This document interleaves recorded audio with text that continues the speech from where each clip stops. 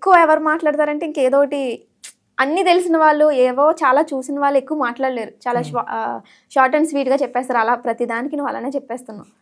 ఇంకంతే, ఏం ఎక్స్పెక్ట్ చేయకుండా ఏదో మూవ్ అని వెళ్ళిపోదాం అలా అన్నట్టు. నాకు ఇంకోటి బాగా బాధపడే సిచ్యువేషన్ ఏది వచ్చిందంటే, మా డాడీ మమ్మీ వాళ్ళది మ్యారేజ్ డే March 14. అదే రోజు మా డాడీ అంటే మేము పద్మశాలి, మా దాంట్లో మంత్కి చేస్తారు. 11 days అయిపోయినాక 1 month 2 month ఇట్లా పెట్టుకోవడం. 3rd month ఉంటుంది కదా పెట్టుకోవడం, బియ్యం ఇవ్వడం. ఆ రోజే వీళ్ళ మమ్మీ వాళ్ళ మ్యారేజ్ డే వచ్చింది.